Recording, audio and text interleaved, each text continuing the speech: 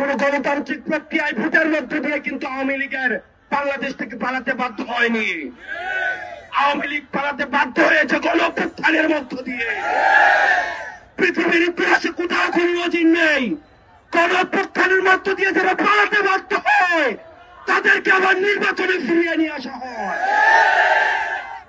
সুতরাং আওয়ামী লীগের পতন হয়েছে 5ই আগস্ট।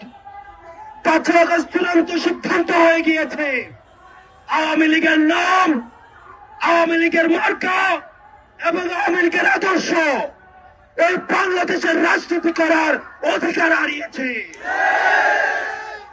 অন্তর্বর্তীকালীন সরকারের কাছে আহ্বান জানাবো, আমরা আপনাদের কাছে যে আশা করেছিলাম এখনো পর্যন্ত আপনাদের দৃশ্যমান কোন পদক্ষেপ আপনারা দেখতে পাইনি। আমরা কোন নির্বাহী আদেশের মধ্য দিয়ে আওয়ামী লীগ নিষিদ্ধ চাই না, বরং আওয়ামী লীগ চাই কৃত অপরাধ করেছে, যে গণহত্যা চালিয়েছে, যে মানুষের বাক স্বাধীনতাকে রুদ্ধ করেছে, গুম হত্যা নিপীড়নের রাজনীতি চালু করেছে। আপনারা যদি সকলের বিচার নিশ্চিত করতে পারেন তাহলে আগামী 300 বছরও আওয়ামী লীগের বাংলার জমিনে ফিরবে না। কিছুদিন আগে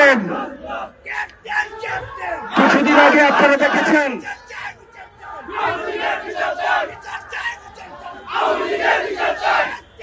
কিছুদিন আগে দেখেছেন 10টা ফেরাউন, 10টা নমরুদকে যদি একসাথে করা হয় তাহলে একটা হাসিনা হবে না।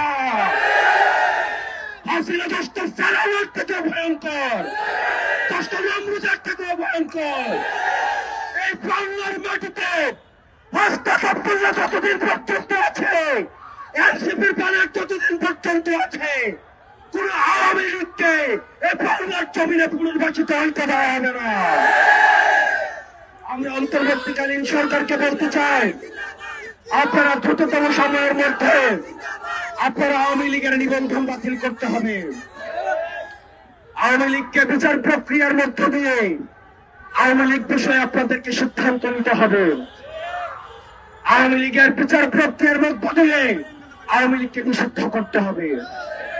আমরা আবার বলতে চাই, আওয়ামী লীগ হচ্ছে একটা ট্রান্সপ্লান্টেড, আওয়ামী লীগ হচ্ছে ইমপ্লান্টেড শক্তি, একটা ইম্পোর্টেড শক্তি। আওয়ামী লীগ কোন রাজনৈতিক দল নয়, এটা হচ্ছে ভারতীয় আধিপত্যবাদের এক্সটেনশন। এটার আমাদের গতকাল আমাদের উপদেষ্টা মাহফুজ আলম বলেছেন, এই যে এটার নাটাই হচ্ছে ভারতে আর ঘুরি হচ্ছে বাংলাদেশে।